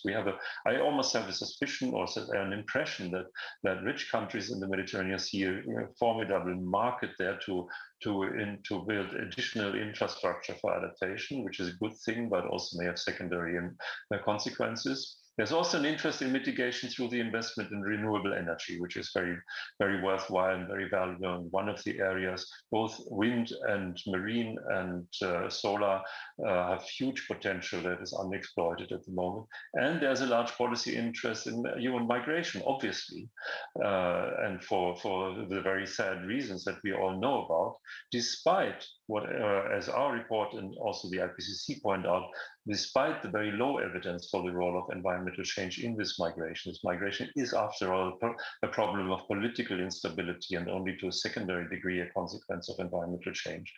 But what I want to point out, and I'm glad I have this opportunity today, is that there's no noticeable policy interest in the unmanageable and long-term risks for the Mediterranean. That is, I think, very worrying. As a citizen, it's worrying, and as a scientist working in science policy interface, it is worrying. We see very little engagement to combat sea level rise. The only way, as you know, to combat sea level rise is to go to much more drastic emission reductions of greenhouse gases. Anything that is currently done, not by the French government, not by the EU, not by any other country in the region, is sufficient and compatible to the commitments being made in the Paris Agreement. And we would think that our risk analysis really underlines the need for strengthened. I mean, Hans Pörtner mentioned this earlier today, but and probably others too. There's just no way to get around this without significant climate change policy. And also, I notice very little interest, for example, in the effect if we do mitigate our emissions, then that means we have to do something about aviation and shipping. And if we do that, and it will be painful, it will be complicated, but it's really unavoidable because none of these sectors will be decarbonized within the next 1 or 2 decades. Now, if we do this, one of the main income topics for the Mediterranean, which is tourism, will have to change dramatically. And this is not directly part of our report, but we think it's an inevitable consequence. And I would like the governance of the Mediterranean area to take much better account of these risks. So that, since I was asked to speak about governance, I'm glad I could make this point. I think this was the last slide. Yes, I was just our supporting institutions, which I don't go through one by one, but you see the 3 main sponsors supported by Sweden also on the top, and then several bodies that have organized and funded workshops for us during the process of the report writing. Thank you very much. Thanks a lot, Professor Kramer. This was very comprehensive. And may I ask if you could please include the link to the MEDEC report in the chat? That would be really interesting for all of us to read at night and over the weekend as we are locked down. I've noted with interest your focus on risk analysis and risk assessment, as was mentioned by Hans earlier on, and your point about no noticeable policy interest, I quote, in long-term risks, such as sea level rise and impacts of climate change on tourism. No doubt this will generate debate. Thank you very much, Professor Kramer. Now we're getting to the end, the last 15 minutes of this panel, and I'm delighted to hand over to Ambassador Olivier Poivre d'Arvor. We're delighted to have you on the panel. And Ambassador Poivre d'Arvor, may I introduce briefly, is the French Ambassador for Polar and Maritime Issues for the French Ministry for Europe and Foreign Affairs. Ambassador Poivre d'Arvor is a writer, a novelist, and a diplomat, former ambassador of France in Tunisia, former director of France Culture and Culture France, president and founder of the Marathon des Mots Festival in Toulouse, president of the board of the National Navy Museum, and many more. He also founded the Saison Bleue, an association promoting sustainable blue economy, particularly in the Mediterranean region, and also co-founded the Forum Mondial de la Mer in Bizerte. Among many other things, Ambassador. Sorry if I can't list them all. Ambassador, we're very pleased to have you. You have the floor. Thank you, Sylvie, and good afternoon to everybody of us, friends of the oceans. As you say, having recently been appointed French ambassador for the poles and maritime issues, I've seen how immense international causes and fights are, and to what extent they are shared and disputed by nations as well. But they are often the reason coalitions are formed and at times contribute to division. They also affect an issue that may seem consensual, which is oceans and poles, the biggest carbon sinks, as you know very well, in the world, and the place where a connection between ocean, climate, and biodiversity agendas seems to be crucial. As you well know, all of you, these causes and fights include establishing and preserving marine protected areas, particularly in Eastern Antarctica, just behind me. Tackling plastic pollution in oceans with an internationally legally binding treaty, protecting and sustainably managing biodiversity in the context of climate change, conducting debate on deep sea mining, protecting marine species and ecosystem, including coral reefs and mangroves, and curbing the impact of mining and industrial fishing. The many multilateral bodies working on this issue will be particularly active in the coming months and year. We have an incredible year in front of us, a unique agenda, an agenda which include the G7, G20, United Nations Environment Assembly, COP26 for the climate, COP15 for biodiversity, but also World Conservation Congress of the International Union for Conservation of Nature, Antarctic Treaty Consultative Meeting in a few months in Paris, CAMLA, and all the international bodies in which oceans and the poles are governed, including the European Union, ASEAN, Arctic Council, International Seabed Authority, ICRI, IMO, so many things. The Starfish Mission, which is led by Pascal Lamy, plenty of things, and also the very vigilant NGOs and meetings, which are more and more numerous, such as this important one that has brought us together here in Monaco this week. France is leading or directly supporting a number of these issues. At the One Planet Summit, which was held in Paris in January, that His Highness Prince Albert II of Monaco attended, the action plan for an exemplary Mediterranean by 2030 was crafted. We need to scale up our ambition in order to preserve marine biodiversity in the Mediterranean Sea. We need to scale up our ambition to promote sustainable fishing and end overfishing in the decade ahead. Readable efforts to ensure that no more plastic is discarded into the sea by 2030. Promoting maritime transport practice to reduce noise and pollution and to protect the marine environment and fight climate change. We owe much to the United Nations. As we prepare to celebrate the 40th anniversary of the United Nations Convention on the Law of Sea, the Montego Bay Convention, Goal 14 of the 2030 Agenda for Sustainable Development shows this international organization's ambition for ocean. Because oceans are global commons, because 90% of trade passes through them, because oceans surround and protect the world, but because the world does not surround and protect them enough in return. But I believe also very strongly in the action of countries and of their leaders. I'm of course thinking of the United States.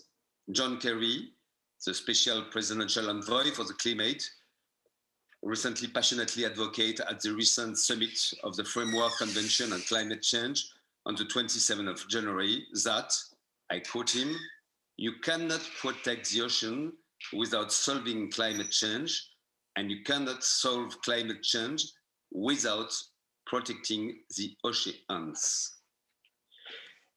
It would have been, as you know, unimaginable that such words would come from the mouth of a senior US official just a few months back.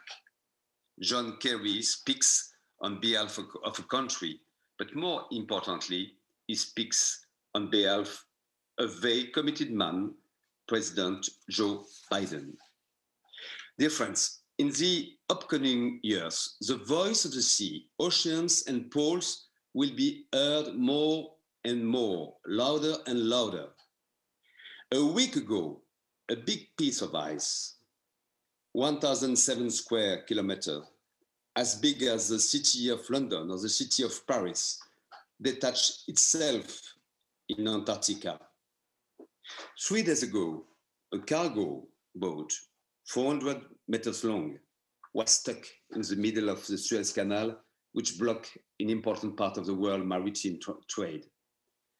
The oceans are speaking up, telling us their distress about the climate change and the foolishness of men. We should speak louder and make ourselves heard by nations that otherwise would have not listened to the angry voice of a devastated nature. Together, I'm convinced we will win. Together, but before each of us, each country, each nation. I'm thinking mainly of the enormous responsibility of leaders of countries that have the biggest maritime areas in the world. The United States, Australia, Russia, UK, New Zealand, Indonesia, Canada, China, Japan, and many others for which the sea is a vital economic resource. India, Norway, Portugal, the Netherlands, Chile, Brazil, Monaco for sure, from Albert I to our friend and so committed guest today.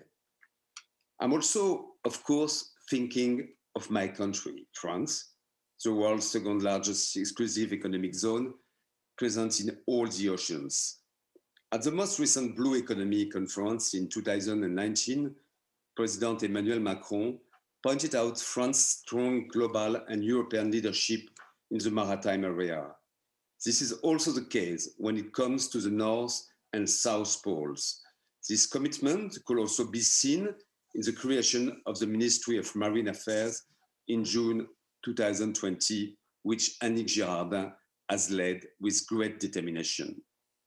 This responsibility we, the French people, intend to fulfill well in coordinating at the request of the President and the Prime Minister all the levels of governmental action, our experts in marine affairs, economic stakeholders, scientists and researchers, to be one of the first countries to talk about the idea of blue diplomacy, determined climate and environmental diplomacy in the three oceans where are the French territories, but well beyond our exclusive economic zone in the Indo-Pacific, in the Gulf of Guinea, in the Mediterranean, at European borders, in the Arctic and Antarctica, but not exclusively. In reality, everywhere where human beings and nature will need a strong equilibrium so that the sea does not merely serve for transporting goods or gaining power, a resource, but also a link between people and nations, a space for communication and productive neighborhoods, intelligent governments, rights, and responsibilities for ourselves, which is a given for future generation. Thank you. Thank you so much.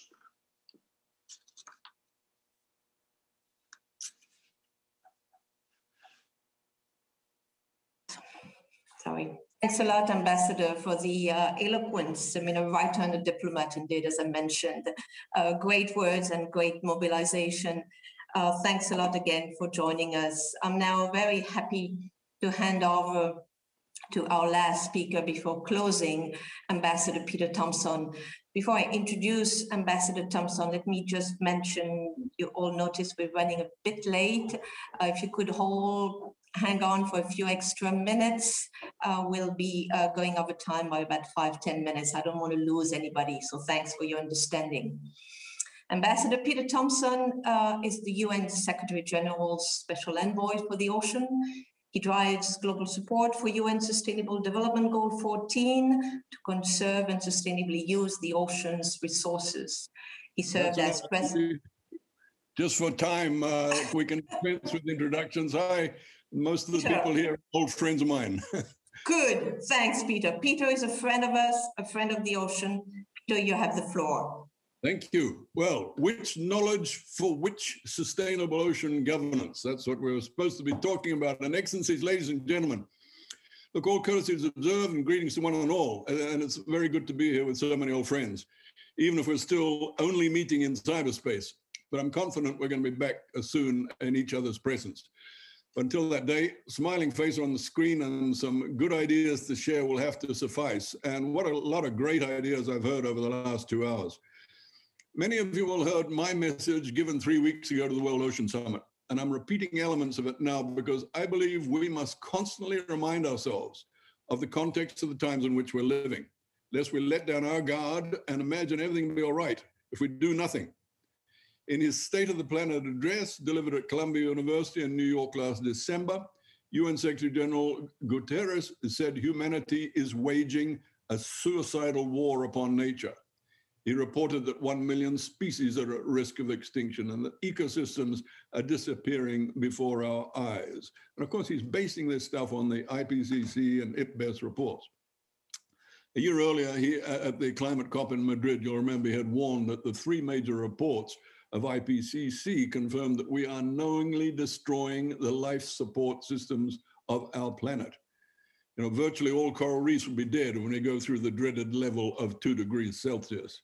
At this point, remember, we cannot have a healthy ocean, a healthy planet without a healthy ocean.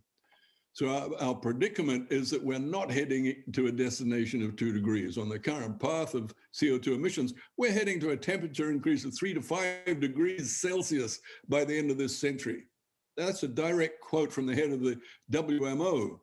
And that is a world on fire. My beautiful granddaughter, Rose, will be 80 years old at the end of this century. I refuse that burning future for her. If you believe in the dictum, act as if what you do makes a difference, but it does. None should imagine we're powerless. And that, ladies and gentlemen, is my lodestar of hope. Let me turn to what we're doing to correct our ways at the macro level of countries and multilateral convenings. How are we dragging ourselves to the peace table, whereupon we can make good with nature?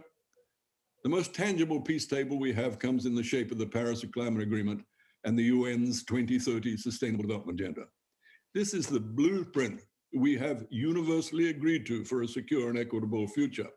The great challenge is faithful implementation of the blueprint's provisions, and it's no secret that we have been lagging. The transformative action to which all of us are called is that of moving to a net zero economy by 2050. Science has established that is the destination we must reach, one in which we emit no more carbon dioxide than we remove from the atmosphere. Get to a net zero economy by 2050, and we will keep global warming well below that fateful level of 2 degrees Celsius. So how does all this relate to the ocean and the implementation of SDG 14? Well, I've already mentioned my mantra of there can't be a healthy planet without a healthy ocean, to which, of course, we must add that the ocean's health is currently in decline. And as I'm sure you're all aware, the chief cause of that decline is the burgeoning levels of anthropogenic greenhouse gas emissions we're pumping into the atmosphere. Therefore, getting to that net zero economy is absolutely fundamental to ending the cycle of decline in which the ocean's health has been caught. And so, ladies and gentlemen, to the question posed by today's event, which knowledge for which sustainable ocean governance? Which knowledge? My answer to that would be the exponential accumulation and open sharing of the knowledge acquired during the UN Decade of Ocean Science. We can see from IOC UNESCO's implementation plan for the decade that this is no straw horse. It is already apparent that the decade will be the great leap forward long demanded in our understanding of the ocean's properties. The positive implications of equitable sharing of this accumulating scientific knowledge of the ocean could prove to be the existential bedrock of humanity's future. From renewable energy to carbon sequestration, from sustainable blue foods to new medicines in the wake of the declining antibiotic age, we look with hope and determination to the findings of the UN Decade of Ocean Science. I say to everyone, get involved in this great collaboration. There is one ocean and it is your future. As to governance, well, as a student of political science, I sincerely doubt there has ever been in human history a perfect example of governance. And so let me quote one of the inspirational governors of the past, Marcus Aurelius, who, as you know, was the Stoic philosopher and emperor of Rome, who once said, "Waste no more time arguing about what a good person should be one." Turning to today's pages of human history, we surely have all the governance institutions we need to get the job done. Yes, these institutions should be reformed from time to time. Yes, they should be evaluated and improved. but we just do not have the luxury of time in the face of the looming environmental crisis to be distracted from the urgent tasks at hand. These multilateral governance institutions all have their mandates and responsibilities, but let us remember that they're all subject to the same overarching and universal blueprint for a secure and equitable future to which I referred earlier in these remarks. And sometimes they need to be reminded of that. Our political leaders, heads of state and heads of government committed to that blueprint in New York and in Paris in 2015.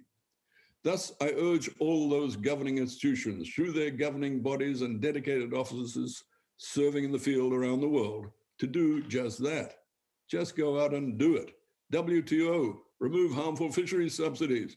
FAO, bring an end to IUU and unsustainable fishing. UNEP, get on top of marine plastic pollution. UNDP, bring resilience to vulnerable coastal communities.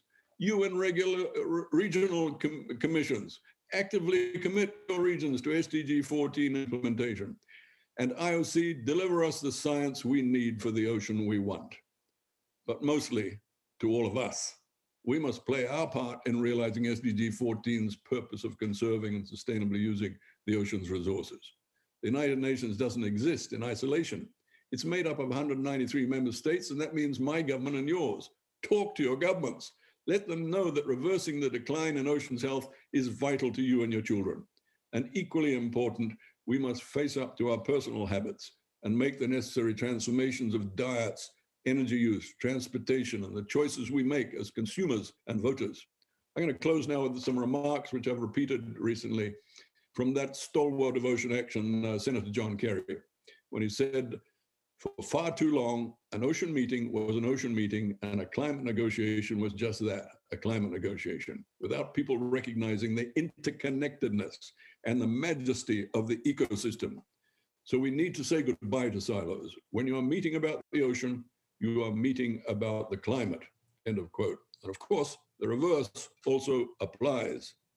Ladies and gentlemen, we're all on the virtual road to Kunming, Glasgow, and Lisbon. Resist any silos along the way.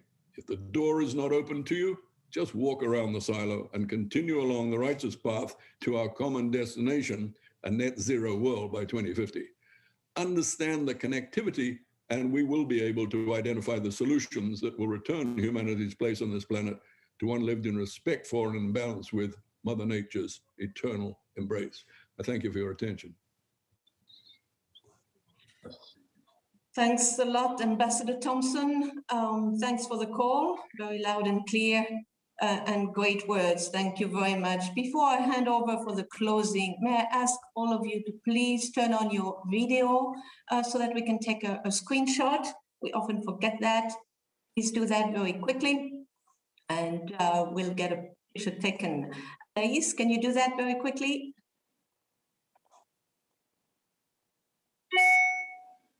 Anaïs, is that okay?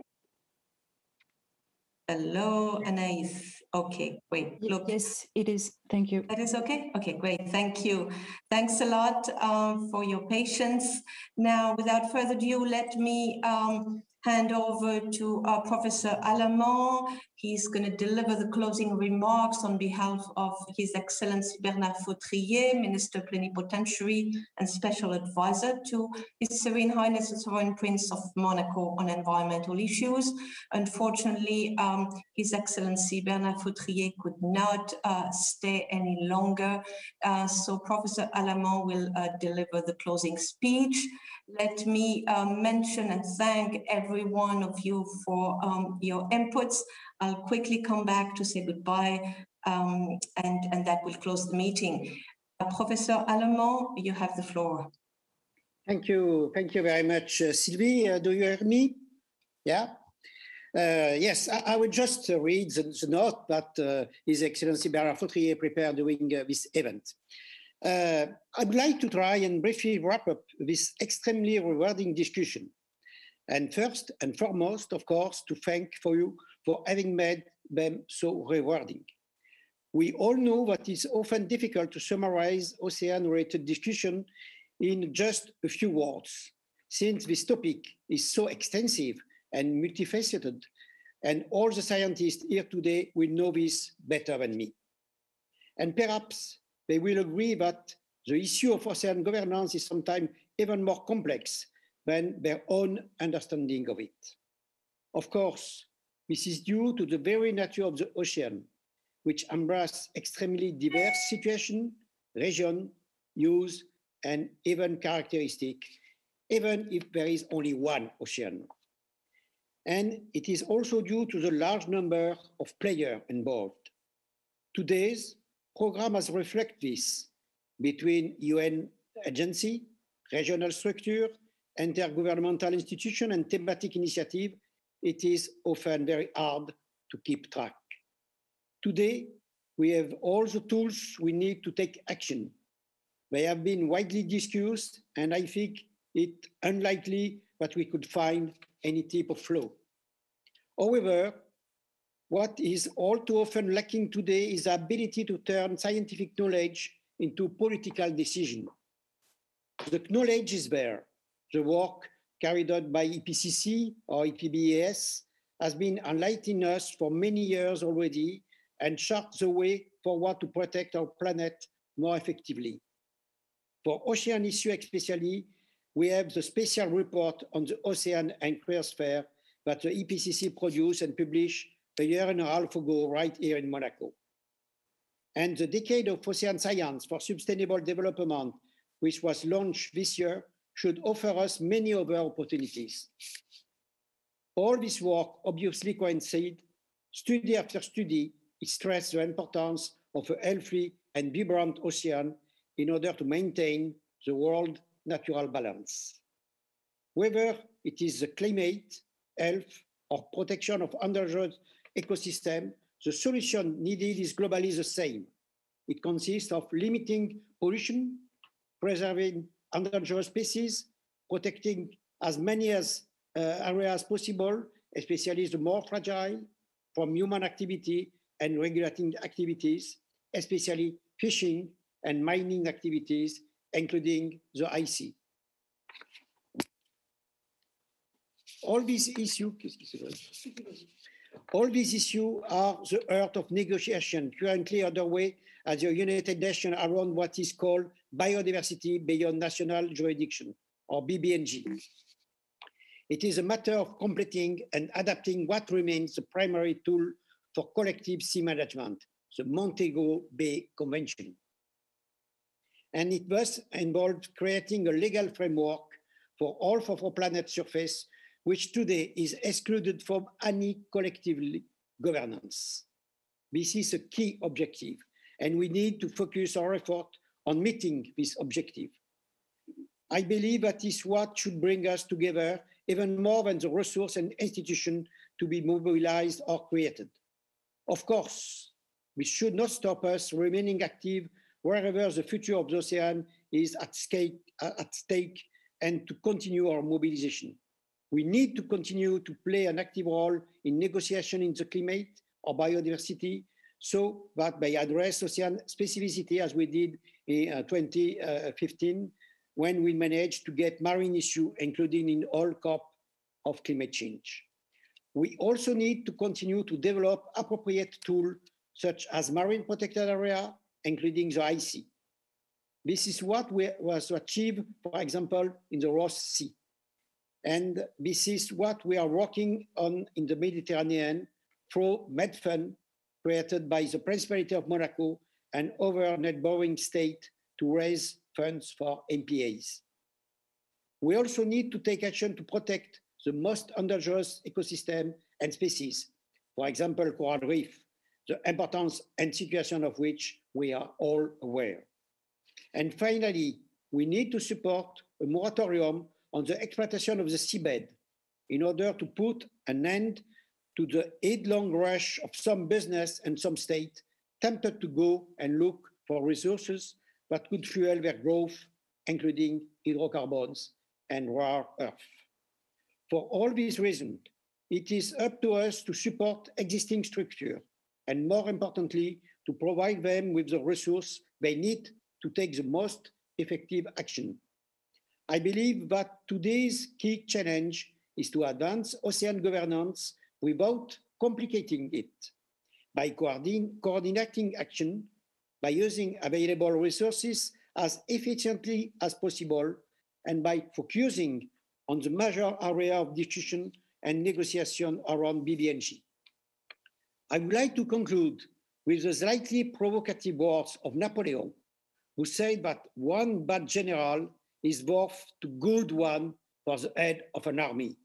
Perhaps we have too many good entities today which are competing against each other or are dispersed. Let us try to get them to advance in a concerted manner. It is this way that will accomplish great things. Thank you very much. Thanks a lot, Denis, for delivering this great intervention from His Excellency Bernard Fautrier. I enjoyed the quote from Napoleon, and I didn't expect that. Thank you very much. This closes the session. Apologies for the delay, though you've all kept in time. Thank you very much for your understanding. Let me thank the Ocean and Climate Platform organizing this event. Thanks a lot to all of you, Anaïs, and all of the people in the background for the great effort. Thanks to all of you for your inputs. Of course, the Secretariat will put together a report of this meeting and we'll take it forward. We'll come back to you on this issue, no doubt. You'll hear about Epoch in the coming weeks. So thanks a lot. Stay tuned. Before I close, can I please ask all of you to again turn on your video and wave at each other with big smiles, hoping for the next time we meet. Again, thank you very much to all of you, to all of the speakers. Thanks to you, viewers, and thanks for your questions. We'll take those into account and we'll come back to you on IPOC. Thank you very much. Have a good evening. Bye-bye.